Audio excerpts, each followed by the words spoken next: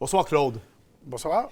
On a décidé pour l'entrevue de ce soir de se tutoyer puis de s'appeler par nos prénoms. Je sors de ma zone de confort, je ne suis pas tout à fait habitué. Merci. Mais merci beaucoup, Claude, d'avoir accepté l'invitation d'être avec nous ce soir, surtout dans une semaine aussi importante. On est dans la semaine de la prévention du suicide au Québec et c'est un ministère dans lequel vous travaillez maintenant à temps plein. Vous avez démarré JASP. Peut-être nous parler brièvement de c'est quoi JASP? Oui, bien, en fait, je te dirais, comme tu l'as lu, mon fils s'est suicidé, comme tu sais. Alors, c'est sûr que ça chambarde une vie. Ouais. Ça m'a fait beaucoup mal. Et puis, je te dirais peut-être au début, c'était presque de la survie, de sortir de ma coquille, de ma souffrance atroce, puis d'aller vers l'autre malheureux. Donc, c'est comme ça un peu j'ai débuté. Au début, j'étais en miettes, tu ne peux pas savoir. Donc, j'ai débuté, je me suis dit non, je ne suis pas le seul à vivre ça. Il y a beaucoup de gens qui vivent ça. Donc, j'aimerais ça aller les rencontrer. Donc, j'ai commencé, je suis allé tourner en 2000, je pense l'année 2000. J'ai fait une tournée du Canada, ça a duré presque 5 ans. Combien de villes au Canada vous avez visité? Presque 300 villes. Puis vous êtes rendu à combien au Québec? Au Québec, maintenant, là, on a des équipes. Mais au Canada, il faut le dire, je faisais le secteur commercial seulement, évidemment. Je n'avais pas toutes les maisons. Je suis revenu au Québec en 2005. J'ai commencé la tournée des villages. Là, à date, on a 781 villages de visités, 60 villes. Sur combien de villages et villes au Québec? Je pense qu'il y a à peu près 1200 villages. Au niveau des villes, je pense que c'est 162. Mais là, avec les amalgames, il faut varier un peu. Et aussi, c'est important de le dire, les communautés autochtones de l'Est du Canada au complet. On les a toutes visitées, chaque domicile. Et puis, on était super bien accueillis partout. Donc, c'est important pour moi d'être là avec la personne. Tu sais, il y a différentes façons de se battre dans cette société-là. Il y a beaucoup de besoins. Vous faites un excellent travail à ce niveau-là, conscientiser les gens sur plein de choses. Merci. Mais au niveau du suicide, j'ai découvert que la façon la plus efficace, peut-être on ne peut pas dire la seule, parce qu'on n'est pas en compétition avec personne, mais beaucoup de gens suicidaires, ils ne le disent pas. Ils ne vont pas consulter non plus. Non. Et ça, je l'ai réalisé. Tu sais, ça fait environ 1 demi-million de maisons qu'on visite. Là. Si on parle au niveau des statistiques, Léger Marketing, 2000 individus suffisent à avoir une statistique. Donc, sur 1 demi-million de maisons, là, je te dirais que les gens qui se suicident, généralement, même leurs entourages immédiats ne s'en rendent pas compte. Ouais. Tout ça vous a emmené aussi à écrire un livre qui s'intitule « 1000 villages ». Oui. En fait, j'en ai écrit plusieurs, mais ceux qu'on utilise dans nos tournées, il y a celui-ci, « 1000 villages ». Oui. On utilise notre petit dernier qui s'appelle « Les bons et les méchants », où on a 4 ex-criminels de haut niveau qui étaient irrécupérables, là, des in and out de prison tout le temps, mais que Dieu a récupérés. Puis, évidemment, notre livre avec les témoignages de médecins. Donc, on a 10 médecins qui nous ont donné chacun un chapitre. Le but, c'est de donner de l'espoir. C'est pas toutes des histoires sur le suicide. Bon, oui, on a le docteur Chaussé dans le livre ici qui était rendu dans le bois avec son 12 dans le coin du Kant. Tu sais qu'il s'en est sorti. Puis, évidemment, comme tu l'as mentionné, on est un organisme chrétien. Donc, pas l'idée de compétitionner avec personne. Mais je pense que, surtout par rapport au suicide, le point important pour nous, les chrétiens, d'amener, c'est l'idée qu'on a une compréhension, bien expliquée dans la Bible, sur la mort et après. Après la mort. Et c'est à ce niveau-là qu'on intervient beaucoup. Parce que la personne suicidaire, généralement, on le voit dans les lettres d'adieu, ça, beaucoup. J'en ai lu plusieurs. C'est qu'ils sont convaincus de 2 choses. Une, c'est que la majorité croit qu'il y a une continuité. Je vais m'enlever la vie, ça va continuer, là.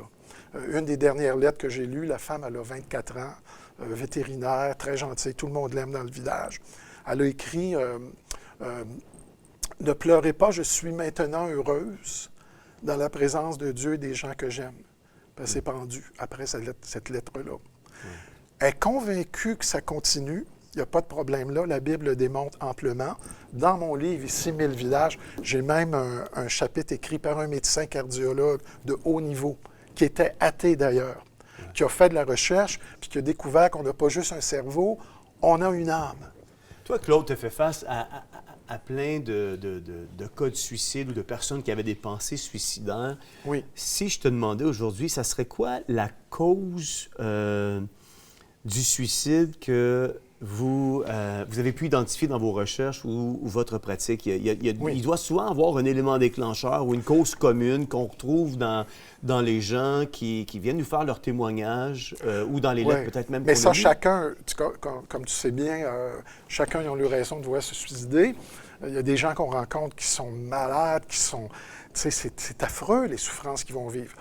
Les gars, sa blonde l'a laissé, il est en maudit. Il n'est plus capable de tolérer ça. Il va partir sur un coup de tête, il va aller se pendre. Là, qui s'est pendu l'autre fois, direct devant la maison, dans l'arbre. Il s'est accroché dans l'arbre, dans la maison de son ex. Horrible. Le gars, il n'en peut plus. Fait qu'il y a plusieurs causes. Mais en tant que société, il y a une chose qui est certaine. Je ne veux pas aller loin là-dedans, là, mais je vais être clair. Une société qui se donne le droit d'enlever la vie à ces individus, que ce soit l'enfant naître, que ce soit même au niveau de l'euthanasie, c'est pas tous des gens là, en fin de vie là, qui se font euthanasier. Absolument Je vois pas. des témoignages terribles. Est-ce que tu as remarqué un transfert du suicide vers l'euthanasie? C'est affreux, oui, les taux augmentent. Et puis, ça devient facile. Avant les années 60, bon, j'endosse pas ce que toute la religion a fait, mais on avait au moins les bases chrétiennes. Ouais. Et dans ces bases chrétiennes-là, il y avait un certain respect de la vie. Il est écrit dans la parole de Dieu, tu ne tueras point. Donc, ça s'applique au suicide aussi. Puis, il y avait un respect dans la société à ces niveaux-là. Fait que ça, on l'a perdu complètement. Fait que c'est sûr qu'il y a différentes raisons pour quelqu'un. Le monsieur, tantôt, il parlait à l'entrevue, les agriculteurs qui se découragent, ils n'en peuvent plus, ils vont se suicider. Bon, mais nous, ce qu'on amène comme chrétiens, puis avec beaucoup d'amour, tu sais, on visite les maisons, c'est pas comme une secte, là, tu sais, qu'on arrive là, on est super respectueux, là. Tu sais, on est bien identifié, premièrement, on arrive, on frappe, on dit à la personne, ça va être seulement un petit 20 secondes. Puis on respecte notre temps, mais souvent, c'est eux qui vont vouloir parler beaucoup. Beaucoup de gens se confient. Et puis, donc, on est respectueux, mais on est là pour les écouter. Puis vous seriez surpris de savoir combien il y a beaucoup de suicides. Donc, la cause, tu me dis la cause des suicides. Bon. Selon mon point de vue, en tout cas, le point de vue chrétien qu'on amène est essentiel. La racine des suicides, la majorité des suicides, c'est que les gens croient que le suicide aura un effet libérateur. Comme la jeune femme dont j'ai cité la lettre tantôt. Elle va être bien. Elle va aller vivre avec grand-maman qui est déjà à la maison. Elle va être mieux. Mais c'est un leurre.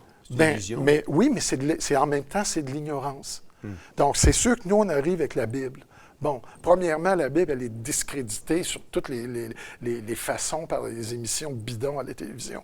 Personne n'ose aller des fois un peu plus loin, vérifier est-ce que c'est crédible?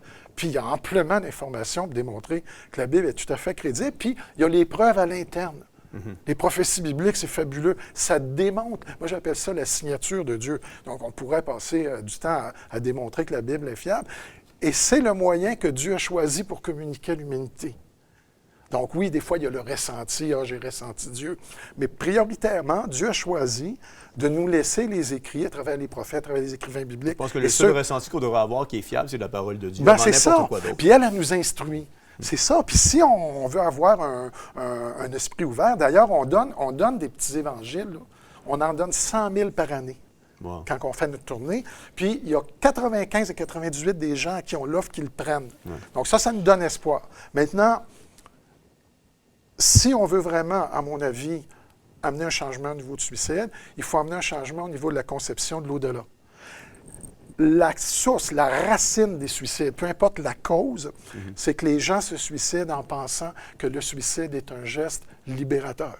Donc, je vais m'enlever la vie, je vais aller mieux. Je vais aller vivre avec grand-mère, on va être bien. Et c'est ça que la jeune femme, parmi tant d'autres que j'ai lues, puis elle s'est pendue avec cette pensée-là.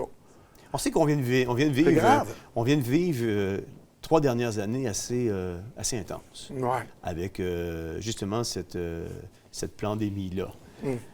Est-ce que toi, tu as observé une augmentation en matière de suicide liée à des événements récents tels que la pandémie, la récession, l'inflation et tout ça? Oui, premièrement, on était nous, nos équipes, on est environ 70 bénévoles maintenant.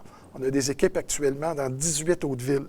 On a visité tous les domiciles de 60 villes à date, les grosses villes, là, Drummondville, Victo, etc. Et puis, on a continué. On était perçu comme, on l'était aussi organisme essentiel. Oui. Et puis, le gouvernement disent que durant la pandémie, c'est ridicule, que les taux de suicide auraient diminué de 15 %. Je l'ai lu encore hier sur le site du gouvernement du Canada. Wow. Nous, ce qu'on a vu, puis tu sais, tu ne peux pas être plus sur le terrain que ça. Je voulais dire, après 760 villages, villes au Québec... Ah non, le pouls, on l'a, là. Ben absolument. OK, puis on fait 1000 maisons par jour. Une équipe de 10-12, là, on arrive à faire 1000 maisons par jour. C'est pas tout le monde qui sont chez eux. On leur laisse la documentation et l'Évangile s'ils ne sont pas là. Mais s'ils sont là, c'est sûr qu'on entreprend une conversation. Puis on rencontre les policiers.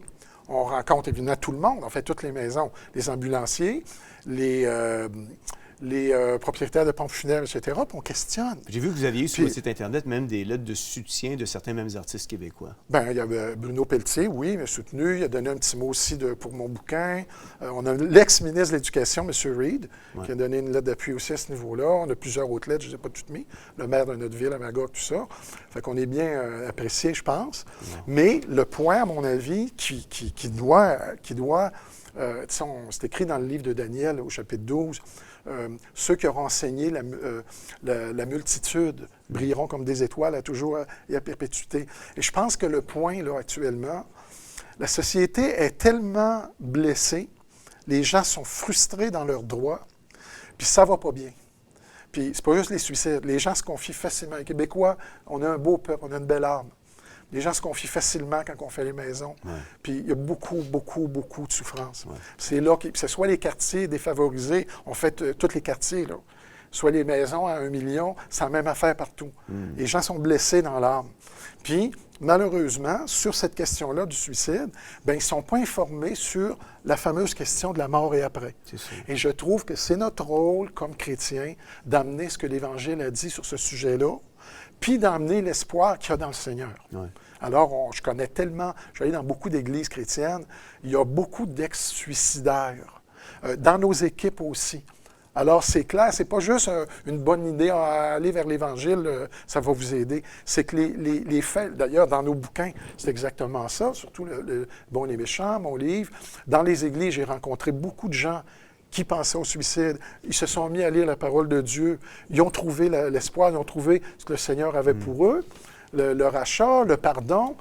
Les gens payent des milliers de dollars pour aller chez les psychologues pour avoir un peu de paix. Mais Jésus l'a promis, cette paix-là. Donc, il n'a jamais promis qu'on n'aurait pas de difficultés. Quand mon gars est mort, je te dis, j'en ai bavé, mon vieux. OK?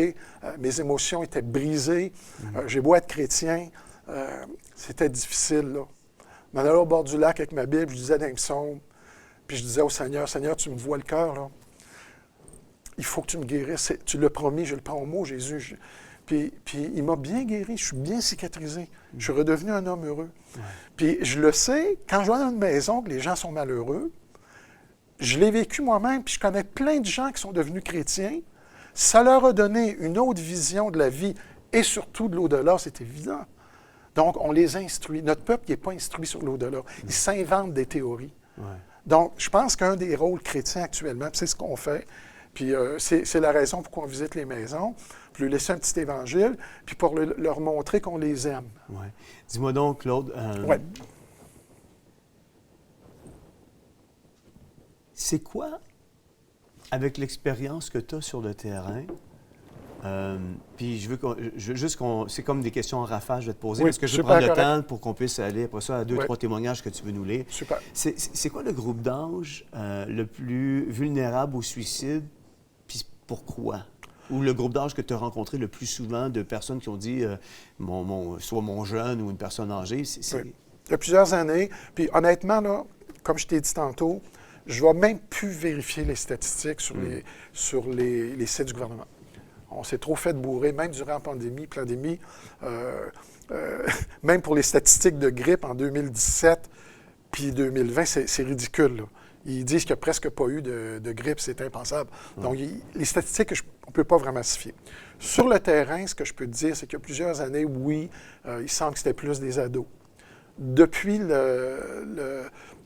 au Québec, je pense que c'est 55 % des 2 dernières années, l'augmentation au niveau de l'euthanasie.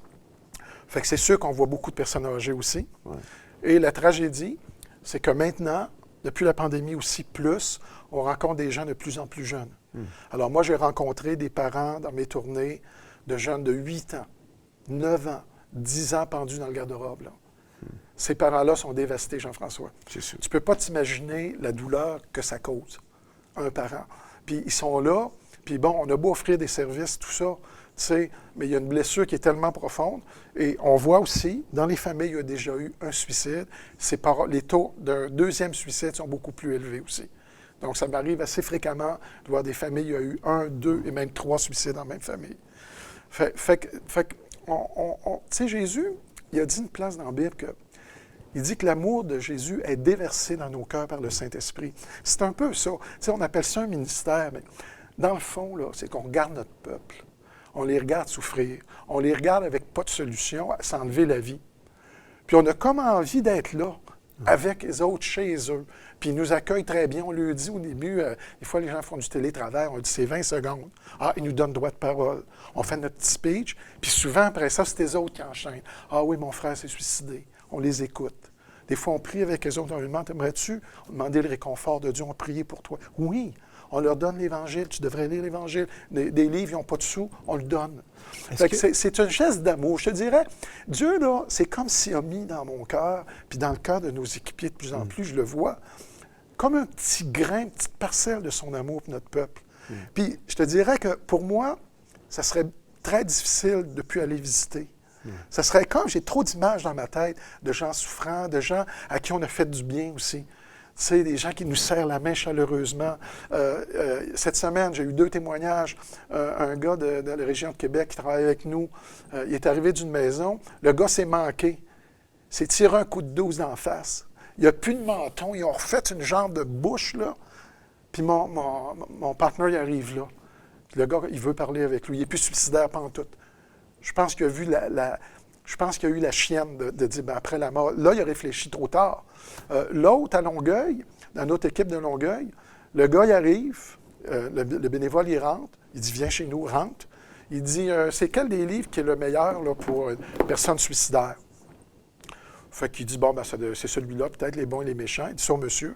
Il dit, comme ça, il y a une personne suicidaire dans votre entourage? Monsieur ne dit pas un mot. Il regarde, il prend le livre, puis il dit, c'est Dieu qui t'envoie chez nous aujourd'hui. Lui n'a pas voulu parler, mais ça nous en dit beaucoup. Ouais. Des fois, on arrive à brûle pour point.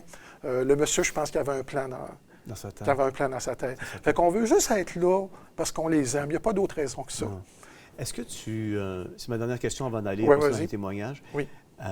Très brièvement, est-ce que tu as remarqué qu'avec l'arrivée des technologies ou des médias sociaux, ça a amené une genre d'influence qui aurait peut-être contribué à l'influence ou à l'augmentation du suicide chez les jeunes? Ouais, ça, Jean-François, c'est dur à dire parce que, comme je t'ai dit tantôt, on est vraiment du monde de terrain. Ouais. Fait que oui, de temps en temps, je vais faire un peu de recherche, je vais voir au niveau des statistiques, mais c'est comme... c'est ça. Okay. Mon cœur, il est juste là. Il déborde. À répondre aux besoins sur le terrain, oui, et non pas devenir un statisticien par rapport oui, à puis ça. c'est correct de demander des questions comme ça. Encore là, il faut voir où on va chercher les statistiques, c'est important. Je comprends. Mais c'est comme un geste d'amour, dire on ne peut pas les laisser comme ça. Non, c'est sûr. Fait que ça va trop mal dans la société pour qu'on... Tu sais, que les gens... tu sais, j'ai des témoignages, j'ai des courriels, les policiers qui nous remercient, qui nous serrent la main, parce que c'est les autres qui vont les ramasser après. Là. C'est clair. Tu l'as partagé trop. Un geste d'amour. Oui, tu m'arrêteras là, quand le timing... on a déjà bossé, mais j'aimerais ça que tu puisses quand même prendre le temps d'en partager peut-être deux, trois. OK. Oui, c'est ça. Le premier est un peu plus long, mais la raison que je fais ça, c'est quand je vais vous emmener un peu avec nous autres sur le terrain. Ouais. Puis ça, on le vit, là. J'en aurais long à dire, là. J'en ai au moins 15 témoignages. On ne pourra pas passer avec quelqu'un ce soir. Je sais, mais juste pour te dire, ça, c'est pendant 2 journées. Wow. OK, puis c'est tout le temps comme ça, là. C'est pas exceptionnel. Wow. Puis c'est pas juste moi, c'est les autres membres d'équipe aussi qui le vivent. OK, je vais t'en donner un témoignage qui m'a touché beaucoup. Vas-y. C'est arrivé cet été. De l'autre côté de la rue, j'aperçois une jeune femme dans la vingtaine, cellulaire en main. Le Saint-Esprit me pousse, puis je ne suis pas un flayé, là. Tu sais, je suis un gars, marche by the book, mais des fois, le Seigneur nous parle. Puis le Seigneur, il me dit, va parler à cette fille-là. Je ne la connais pas. Elle est comme n'importe quelle jeune femme, elle a environ 20 ans, avec son cellulaire, puis elle avance. Donc, je vais la rejoindre. Je m'approche et je lui offre un petit évangile de Jean. Elle s'appelle Emma. « Ce n'est pas un hasard que vous êtes venu me voir, me dit-elle. Il y a 5 mois aujourd'hui, mon chum s'est enlevé la vie. Elle est dévastée, son regard flou, elle aussi veut mourir. Je passe un long moment à écouter, à lui expliquer l'amour de Dieu envers les gens qui souffrent et aussi de lui dire clairement que le suicide ne peut enlever la souffrance de l'âme, ni la conduire à son petit ami décédé. Elle me fait un câlin et continue son chemin. Dans mon cœur, je supplie Dieu de lui venir en aide. Environ 1 heure plus tard, dans une autre rue, je vois mes coéquipiers qui se reposent à l'ombre d'un grand arbre. Ça, c'est l'été dernier. Je vais les rejoindre. Coïncidence, me direz-vous? Ils se trouvent droit devant la belle maison des parents d'Emma. Je l'aperçois. Elle est dehors et elle pleure. Je vais lui parler, sa maman vient nous rejoindre. Très vite, elle m'explique qu'Emma a fait récemment plusieurs tentatives de suicide, dont l'une quasi fatale. Cette dame est au comble du désespoir, la maman. Elle m'informe aussi que son conjoint est atteint d'un cancer en phase 4. Mon cœur se brise devant tant de souffrance. Emma vient nous rejoindre dans la cour. J'apprends alors que sa mère est une intervenante expérimentée, qu'elle a tout fait son possible pour aider sa fille, peine perdue. Emma ne veut pas d'aide, elle veut mourir. Elle est convaincue, j'ai parlé longtemps à la petite, que si elle se tue, elle va être heureuse avec son chum de l'autre bord. Fait qu'il faut changer cette façon de penser. Avec beaucoup d'amour, il faut expliquer. Dire, Emma, c'est pas comme ça. On va les chercher sur leur terrain. Quand même, je dirais, ta maman, elle t'aime, tu as un frère qui t'aime. J'ai vu son frère, elle est décrochée. Ouais. Elle est déjà rendue sur son plan suicidaire. Donc, la façon que j'ai de la rejoindre, que ce soit elle ou d'autres, c'est d'aller sur leur terrain. Puis là, en tant que chrétien, on a long à dire, avec beaucoup d'amour et avec beaucoup de franchise aussi, de dire, le suicide ne peut pas enlever ta peine. Donc, il faut qu'il y ait une autre façon. Puis là, on peut dire, ben Jésus t'aime beaucoup, peut-être tu vois ça comme de la religion, mais ouvre-lui ta porte. Et puis, s'ils le font, on a des témoignages, on en a plein, des gens qui ont ouvert leur porte à Jésus. Mais si je te demandais ce soir, en terminant, s'il y a un auditeur qui nous écoute ce soir puis qui aurait la pensée ou qui a la pensée de mettre un terme à sa vie, puis que tu serais, toi, Claude, la dernière personne qui pouvait entendre ce soir. Parce que je suis convaincu que certains de nos auditeurs, peut-être qui nous écoutent, que ça leur passe par la tête. On est dans la semaine de la prévention. Fait que si ce soir, il y a un auditeur ou une auditrice qui nous écoute, puis que cette personne-là, tu serais la dernière personne que cette personne-là pourrait entendre, qu'est-ce que tu leur dirais? Bon, c'est sûr qu'on veut toujours dire, puis c'est la chose à faire aussi, va chercher de l'aide, il y a de l'aide pour toi, il y a un numéro sans frais, un 866 appel, tu peux appeler au numéro de ça. Puis c'est vrai, puis il faut le faire. Il faut leur conseiller d'aller chercher de l'aide. Mais dans le demi-million de domiciles qu'on a visités, on s'est rendu compte que fort malheureusement, quand même on leur dit d'aller chercher de l'aide, ils ne le font pas. On le sait après coup. Les gens qui ont resté vont nous raconter ce qui s'est passé. Ils ne sont pas cherchés de l'aide, ils n'ont pas appelé, ils n'ont rien fait. Première chose, tu sais, ils sont morts. Oui, moi, j'ai pas besoin de savoir. Moi, je dirais, oui, je sais. Je veux que tu parles à cette personne-là. C'est sûr, bien sûr. Donc, ce que je veux dire à cette personne-là, oui, il y a de l'aide disponible. Peut-être dans sa tête, elle se dit, j'ai essayé. Le pire, c'est quand ils ont fait 1, 2, 3 thérapies, ça n'a pas marché. Là, ils n'ont plus rien. Là. Pour eux autres, c'est le néant total. Alors, ce que je veux dire, avec beaucoup de gentillesse, c'est que le suicide n'enlève pas la souffrance intérieure. Et ça, c'est clairement exprimé dans l'Évangile. Jésus, à mon avis, il est très compétent pour nous parler de la mort et de l'au-delà. S'il y en a qui est compétent, c'est lui. Puis il nous a aimés assez pour nous l'expliquer bien comme il faut. Donc, le suicide ne va pas enlever cette souffrance-là. Donc, tu vas amener ta souffrance avec toi.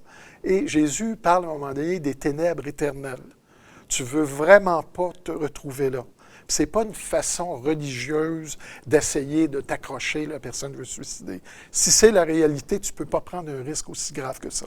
Si ce que je dis est vrai, le suicide ne peut pas être une option. Tu rempires ta souffrance. Tu ne peux pas aller dans cette direction-là. Et ce que je rajouterais aussi, j'aime beaucoup l'Épître aux Romains. L'Épître aux Romains, il explique que Jésus, il y a un beau verset qui dit « Alors que nous étions encore sans force, Christ est mort pour nous. Il nous a tellement aimés. Il nous a vus dans notre misère. » Tu sais, dans mon livre, il y en a un, là, entre autres, là, le gros Ben, il était dans Hells. Il avait le fusil dans la bouche. Puis ce gars-là ne priait pas, jamais. Là. Puis il a eu la bonne idée, avant de peser sa gâchette, de dire, Dieu, si tu existes, c'est le temps.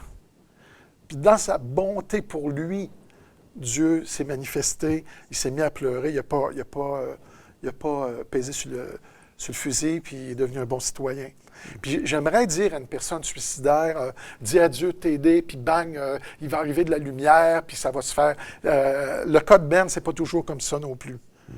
Des fois, il faut prendre le temps de chercher. Jésus a dit, cherchez et vous trouverez. Fait que le meilleur conseil que je peux donner, prends un petit évangile, si tu n'en as pas, va sur mon site. On a tout le Nouveau Testament en audio puis en PDF. Download l'Évangile, lis-le avec un cœur qui cherche. Et ça, Dieu va répondre, il l'a promis. Celui qui cherche me trouve, Jésus l'a dit. Et puis évidemment, tu peux nous appeler, on est des chrétiens, on a un numéro sans frais aussi, on peut prier avec toi, on a une équipe de prière incroyable, il y a beaucoup de gens qui prient.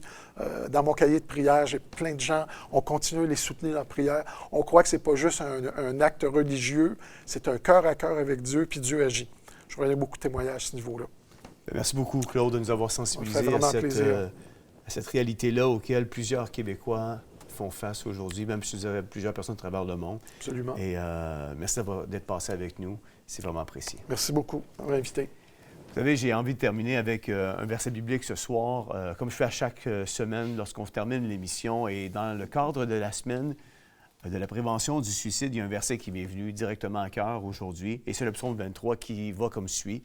« L'Éternel est mon berger, je ne manquerai de rien. Il me fait reposer dans de verts pâturages. » Me fait reposer dans de verts pâturages. Son désir pour nous, c'est de nous faire reposer dans de verts pâturages, de nous diriger près des eaux paisibles. Ça nous dit qu'il restaure mon âme, il me conduit dans les sentiers de la justice à cause de son nom.